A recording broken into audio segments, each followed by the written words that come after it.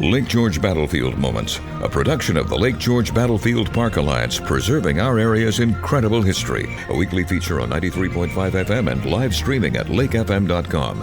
Here's the president of the Lake George Battlefield Alliance, John DiNuzzo. Welcome, everyone. I'm here with Pat Niles, who's the co-chair of the Washington County 250 Committee and also the president of the Washington County Historical Society, among his many other hats in the historical community. Welcome, Pat. Thank you. Pat, a lot happened in Washington County during the Revolution. Can you share some of the key sites that people could visit? Well, Whitehall was there in 75. It was taken in 75 at the same time that Ethan Allen was taking Ticonderoga. It was occupied by the Americans from 75 until 77, when the British took it back in July of 1777. Fort Anne, of course, was a battle. It was a two-day battle. People don't realize that. July 7th and July 8th, until the Americans were forced out. Fort Edward became a hub for the Americans and the British when they came through. Now, are all these sites marked that people can actually get to see? You can see the markers. You have state markers or Pomeroy markers that mark almost all of those. Okay, yes. Good. Clark's Mills is one of the areas that has not been marked. We do know that Dick's Bridge in Washington, Warren County, in Crossings Park, that's the Saratoga side, but it goes to the Washington side. And the Washington County area has markers of what units were there on the siege of Burgoyne in 77. Do you have any recommended places where people can get literature or view on the internet? If you're looking for a website, you can go to the Washington County website. We have a page on that. You can go to the Washington County 250th Facebook. That's another area. You can go to the markers for New York State if you're interested in following in that way. Lakes to Locks still has the Burgoyne campaign, the tour that they did many, many years ago. And we also have the Bomb Trail is also listed. So you can do it by car, you can do it by computer through those areas. The other sites that people can see are southeast toward Bennington. You can take a look at, that really follows Baum more than anything else. There are markers all the way through on where Baum was and on the road. I would really go to Lakes to Locks still and follow that Bomb Trail that they had. There's like 20 or 30 different sites that you can go along and find. It's still up, even though Lakes to Locks is really not running all that much anymore. But it was an area the Washington County Historical Society did the research for that. That's my first initial move into local history after I retired from teaching. Okay, good. And we'll check out that Lakes to Locks website as well. You had a committee, I know because I've been attending the meetings frequently of the Washington County 250 Committee. What kinds of things do you envision in terms of events over the next few years? Well, our big event's going to be the history fair that we'll put on in 2026. We've already been given permission. They're going to donate the area to us, the Washington County Fair grounds. We're hoping to have vendors and historical groups, reenactment groups. We're hoping that Warren County will come down. We did it 50 years ago with Warren, Washington County. I'd like to see that done again in the same way that we did back at that point. We're going to do it around July 4th of 2026. I'm not saying on July 4th. We're still in debate on that. Not discussion, debate. Mm-hmm. But hopefully it will work out. Other things you'd like to share with us? Our schedule for next year, we start in January 2025 with a tour of the historical archives in the municipal building in Washington County. We have a brand new county historian to demonstrate or show everything that he has. We have brand new archivists. We're going to pull out some of their materials from that colonial period. I'll be speaking. We'll talk about what the Washington County 250th is doing in 2026 and some of the things that we're pushing at this point. We're not only looking at the period of 2025 through 2033, but we are starting to meet with historians from around the county. That's something that hasn't been done. And we met with the Southern County historians last week or the week before.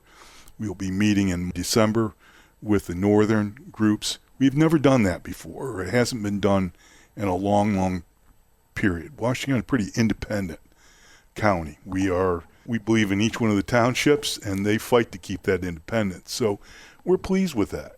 Just gave a talk today to Fort Ann, and I had several members come up and say we really want to be part of the 250th. I was thrilled to have somebody that wants to volunteer at that point. So our next move after the historians is we'll be moving into schools and talking about what we can do with the teachers and the things that we would like. This year, we had planned on doing a teacher seminar in March. Funding didn't work out, but we are going to take our group to probably March or the end of March, April, over the Saratoga battlefield, and they will hopefully get credit for that, because that's a big thing to teachers today, their hourly credit.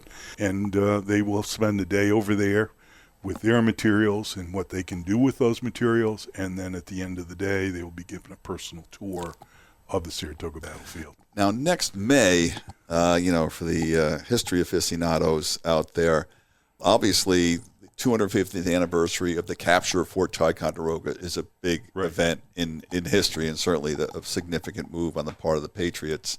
I believe there will be some representation of what happened the following day here at Lake George, when Fort George was taken by the Patriots from the sentry that the British had stationed there.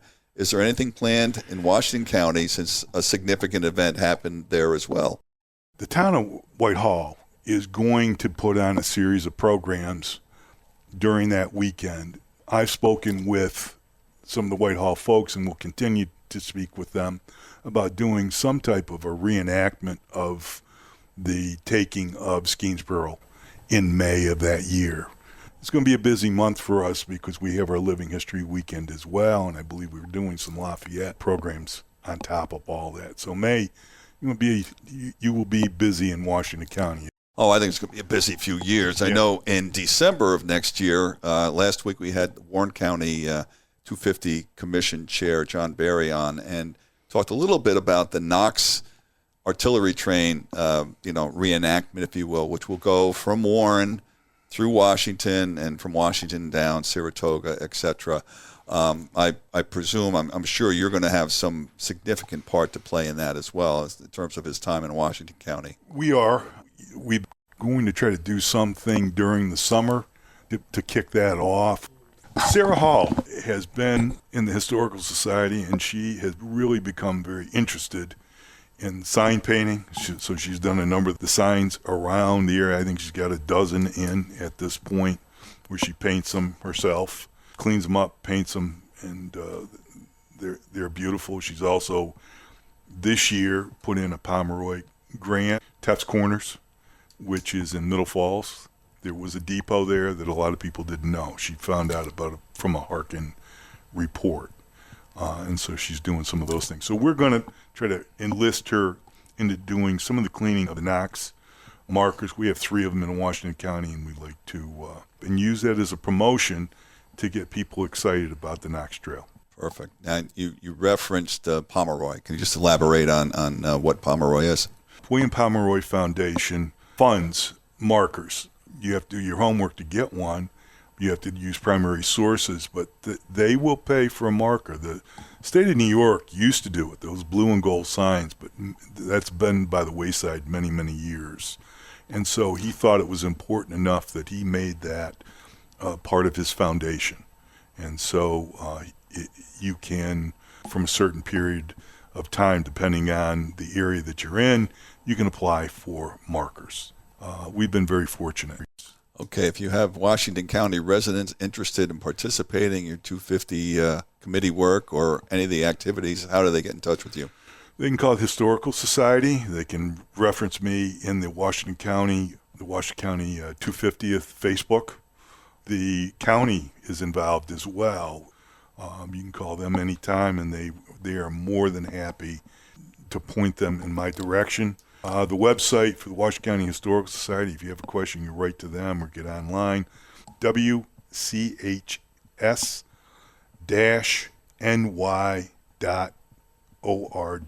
And Lakes to Locks Passage, what's the website for? You said there's more information people can get on sites in Washington County. Right. Passageport.org, PASSAGE GEPORT, one word, .org, O-R-G. Our website, Lake George Battlefield Park Alliance, is lakegeorgebattlefield.org. Pat Niles, thank you again for coming, being a guest, and hopefully you get many more people interested. We'll have you back next year. Thank you very much. I appreciate it. Thanks, John. Lake George Battlefield Moments, a production of the Lake George Battlefield Park Alliance, preserving our area's incredible history. For more on this topic, check out the Lake George Battlefield Alliance podcast, a weekly feature on Lake FM 93.5 FM and live streaming at lakefm.com. For more information, go to info@lakegeorgebattlefield.org and tune in every Saturday morning for Lake George Battlefield Moments.